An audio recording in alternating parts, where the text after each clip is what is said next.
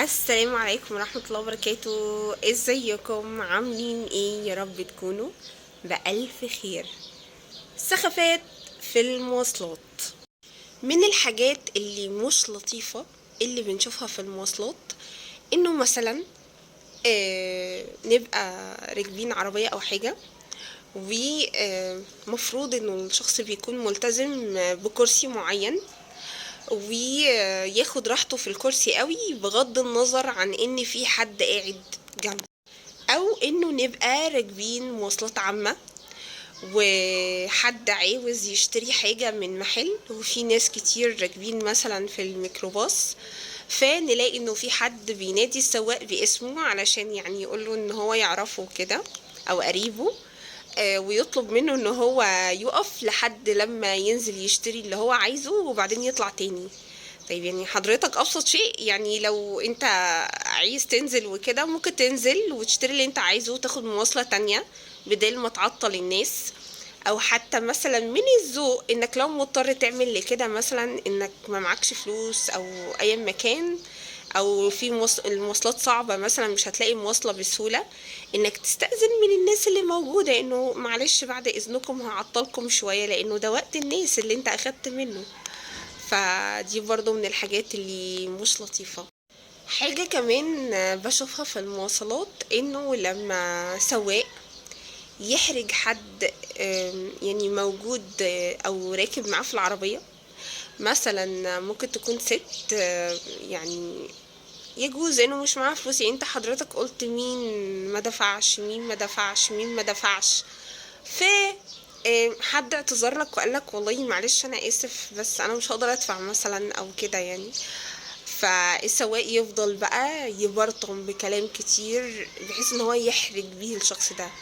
يعني المفروض ان احنا نعذر الناس، يعني ممكن يكون فعلا حد محترم او شخص كويس وللأسف حصل له ظرف. كمان يا جماعة ان المواصلات يعني ده مكان عام في ناس كتير، فما ينفعش ان احنا نعمل حاجات خاصة في المواصلات. بمعنى انه مثلا حد يطلع مراية ويقعد يبص فيها، او حد يحط برفيوم، او حد يعمل اي حاجة في شكله او في هدومه اثناء ما هو موجود في المواصلات، لان دي كلها حاجات خاصة المفروض ان احنا بنعملها في بيتنا قبل ما بنخرج. اخر حاجة بقى، او مش اخر حاجة، دي الحاجة اللي قبل الاخيرة، حتة انه لما نوقف عربية ونسأله انت هتروح المكان الفلاني فيقول اه، فبعد ما نركب يبقى في ناس كتير رايحة مكان تاني غير المكان اللي احنا قلنا عليه، فينزلنا في نص الطريق، واللي هو بقى يعني كده خلاص بقى اذا كان عاجبكم يعني. فبرضو دي من ضمن الحاجات السخيفة جدا اللي بنقابلها في المواصلات. اخر حاجة بقى الفلوس الجديدة اللي هي البلاستيك. لو الفلوس فيها حتة قطع قد كده او فيها اي حاجة كده ولا كده يقولك لا الفلوس دي مقطوعة مش هاخدها، في حين انه عادي هي ممكن تتداول لحد لما تستهلك خالص وتبقى فعلا ما تنفعش ان هي تتصرف. لكن لو فلوس فيها قطع بسيط وده وارد، يعني طيب يعني الناس ما بتاخدهاش ليه؟ يعني انا دي حاجة بجد نفسي افهمها، طالما شغالة والدنيا تمام ما بناخدهاش ليه؟ يعني بجد نفسي حد يرد عليا في الموضوع ده. واخر حاجة حابة يعني اتكلم فيها معاكم، وهي آداب المواصلات أو آداب الطريق عامة اللي وصانا بيها النبي صلى الله عليه وسلم. هذكركم وهذكر نفسي بيها. لما في حد سأل سيدنا النبي صلى الله عليه وسلم وقال له يعني احنا مفيش عندنا مكان ممكن نقدر ان احنا نقعد فيه غير الطريق، فالنبي صلى الله عليه وسلم وصى بان احنا نعطي الطريق حقه. فالصحابة سألوا النبي وقالوا له طيب يا رسول الله ايه هو حق الطريق؟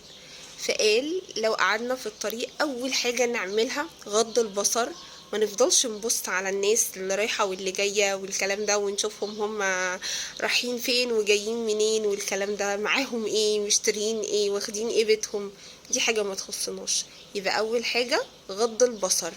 تاني حاجة كف الأذى، يعني نحاول على قد ما نقدر نبقى قاعدين في الطريق لا حد يبصق ولا حد يرمي قمامة ولا حد يحط حاجات تعطل الطريق، وهكذا من الأشياء. غض البصر، كف الأذى، رد السلام. إني لو أي حد فينا عدى عليه أي حد ورمى عليه السلام، فالمفروض إن احنا نرد بخير مما يعني سلم علينا بيه. يعني لو حد قال السلام عليكم نقول له وعليكم السلام ورحمة الله وبركاته. آخر حاجة الأمر بالمعروف والنهي عن المنكر. أتمنى أن يكون الفيديو عجبكم، والسلام عليكم.